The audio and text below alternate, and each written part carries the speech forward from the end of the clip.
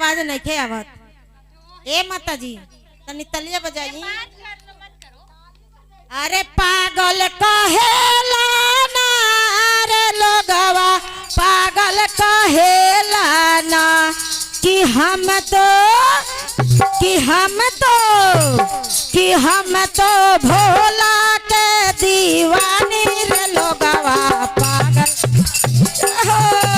कि हम तो लोगवा पागल कहेला ना कि हम तो भोला के दीवानी रे लोगवा पागल कहेला ना कि हम तो भोला के दीवानी रे लोगवा पागल कहेला ना। बाबा हम तो भोला के दीवानी रे लोगवा पागल कहेला ना। हम तो भोला के हो दीवानी रे लोगवा पागल कहेला ना। अरे पांच सखिया मिली जुली चल दिहली बाजार हो, पांच सखिया मिली जुली चलली मोती चौक बाजार हो। हे पांच सखिया चलली खगाउल बाजार हो।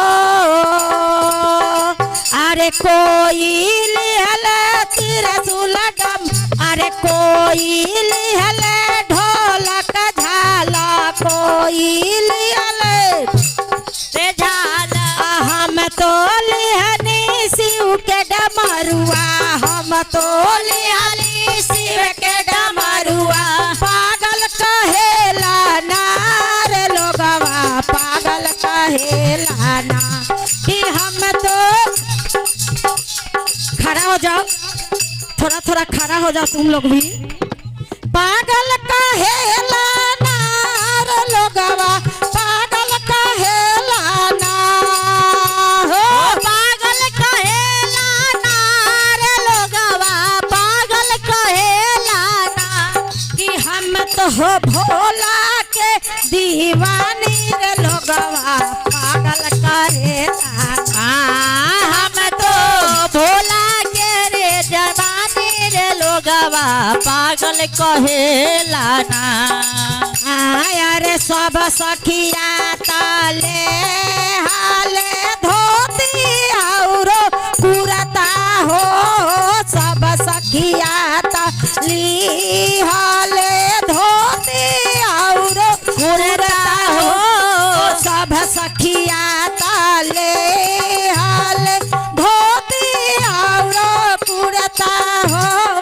हम लिहनी ता मिर्गा छाला, हमल ए मिर्गा के छालावा पागल कहेला ना रे लोगवा पागल कहेला ना कि हम तो भोला के दीवानी रे लोगवा पागल कहेला ना कि हम तो हो भोला के दीवानी रे लोगवा पागल कहेला कि हम तो भोला के दीवानी रे लोगवा पागल कहेला ना कि हम तो भोला के रे दीवानी रे लोगवा पागल कहेला ना कि हम तो भोला के दीवानी रे लोगवा पागल कहेला ना।